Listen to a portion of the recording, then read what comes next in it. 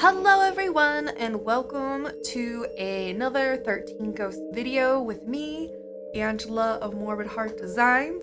This is the 12th Zodiac in the Dark Zodiac of the 13 Ghosts movie, and this is the Juggernaut. So let's get into the history, the details, the thoughts. The Juggernaut was Horace Mahoney in real life, also known as the Breaker.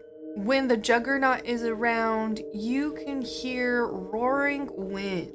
The Latin inscription for this sign is Stanibus Celsior, which reads Titan, and that's perfect because this gentleman is tall and large and intimidating. According to the character Dennis, this ghost does require bait to be lured out, which is very interesting given his intense criminal record. He is the only known ghost to continue killing after being killed himself. And he's most possibly the most violent ghost, but then there's others that we really don't know the full extent of what they've done. His ghost file is a shotgun shell. Some things about the makeup. According to the actor who portrayed the Juggernaut, John DeSantis, it would take 3 hours-ish to apply his makeup, and then another 2 hours just to remove it.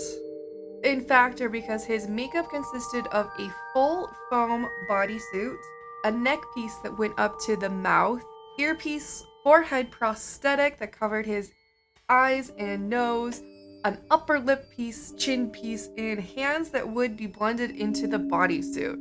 That is a lot of work. I'm impressed that it took approximately 3 hours to get all of that done. So, let's get into the backstory of the Juggernaut. Horace was born oversized and horribly disfigured, spending his childhood as an outcast. His mother abandoned him at an early age, and his father put him to work in a junkyard, where Horace's teenage years were spent alone, crushing and chopping up old cars. His father died, and with no parent to steer him, the 7-foot-tall giant snapped.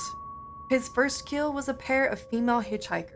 He drove them back to the junkyard and tore them apart with his bare hands, feeding the pieces to his dogs. Many more kills followed. His MO was towing stray motorists back to the yard, where he would meticulously break every bone in their body. But his luck ran out, as it always does, the night he picked up an undercover cop. It took over a dozen men to subdue the Admins giant, 3 of whom lost their lives when Horace broke free of his handcuffs.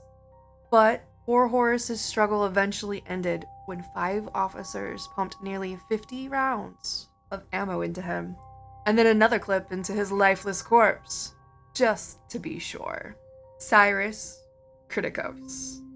So this is definitely like a for sure serial killer amongst all of them. I think he's probably the most notorious for sure, given his MO, what happened to him. The prosthetics are so cool. I haven't looked at the actor's picture, but I was wondering if they were prosthetics or if they were real features for this character when I was practice sketching him and figuring out how I wanted to do this project. It was something that crossed my mind, and now I know. It's prosthetics, and it just makes him look so intimidating. The deformedness, he kind of reminds me of an evil Lurch from the Addams Family. I see nothing wrong with this. I really liked Addams Family, and I like Lurch. Lurch is awesome. So there you have my thoughts, the story, things on the Juggernaut, the 12th ghost, or 13 Ghosts.